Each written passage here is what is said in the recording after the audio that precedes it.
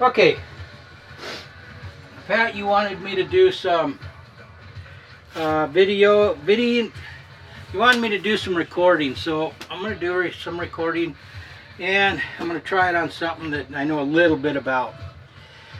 These are subwoofers for cars. We've got four different sizes here. These are your standard sizes: 10-inch, 12-inch, 15, and of course 18. These are your standard. They go all the way down to 6-inch, believe it or not. That's kind of a 6-inch sub, kind of. It's more of a mid-bass, but I've seen subs not as well made as this that work just fine. So this would probably work in today's world.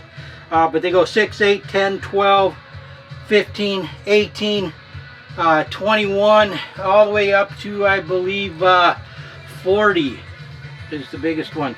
And what the first thing you want to know about subs is, one, what will fit in your vehicle box size wise, because something like this is an entry-level 10-inch.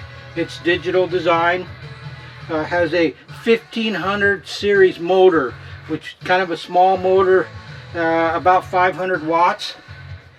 This sub can go down to 1 cubic foot box, sealed, 1.5 cubic foot ported. And digital design is specifically, their subs are specifically designed for ported boxes in their average power line. They have several different lines, but the average power line is what most people buy. And they're designed for ported boxes. Crossfire, on the other hand, this is an older style. This size of sub, if you see the magnet structure on it, it's quite a bit smaller. It's a single magnet, where this is a dual magnet. That means there's two magnets stacked on top of each other. This is an older style. When you look at a new sub that you want to buy, not only are you looking at your wattage, say 500 watt sub. This is also a 500 watt sub, but this is a 2-inch voice coil. In other words, a voice coil is about 2 inches round. This series is a 2.5 inch.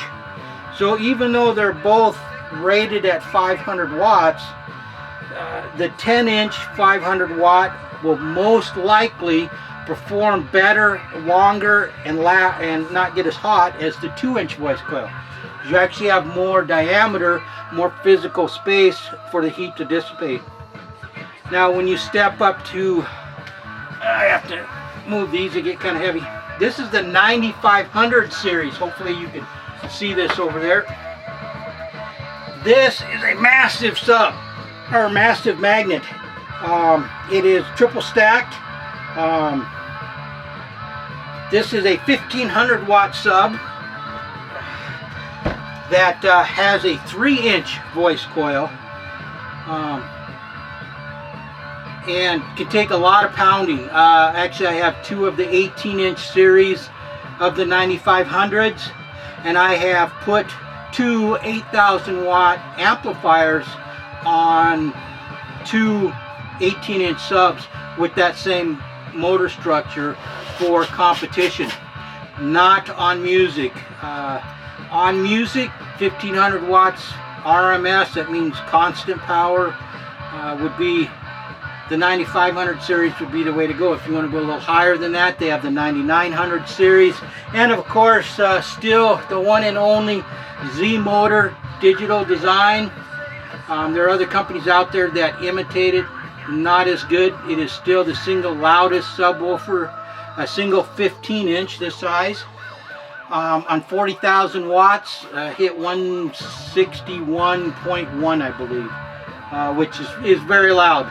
Space Shuttle taking off is like 160, so it's louder than the Space Shuttle. But you can, this is a 3500 series. You can see it's slightly smaller. It's also a 10, but you can see the difference between a 1500 series and a 3500 series. I don't have a 2500 series.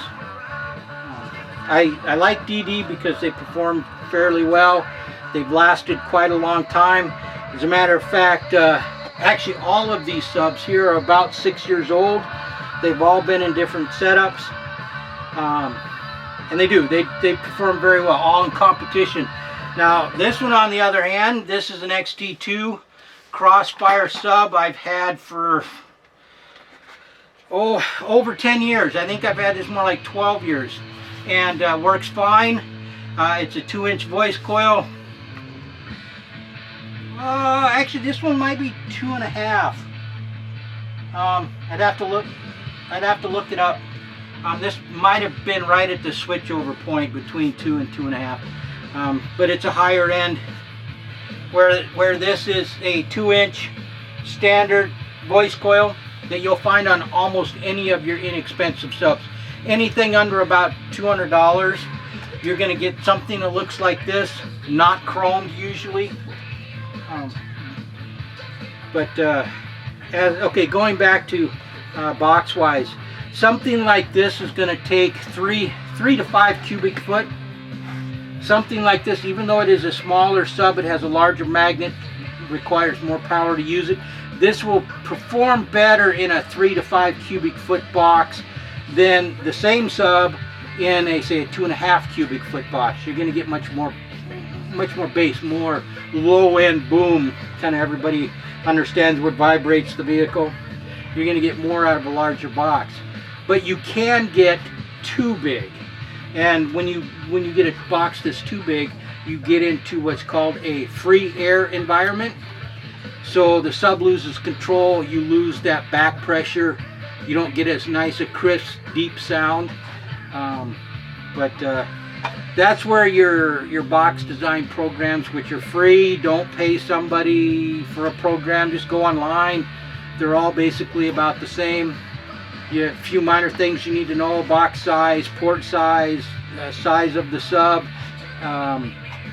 Sometimes they go into how much cubic foot the sub takes up, how much cubic foot the port takes up, but all that's in the program. It'll tell you about it. Not something you have to worry about right now. But that's just a basic lowdown on subs. The only thing I can suggest to anybody that's going to be putting a sub in their vehicle is match your amplifier to your sub.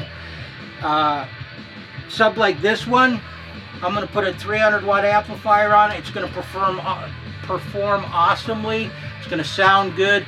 Shouldn't damage the sub.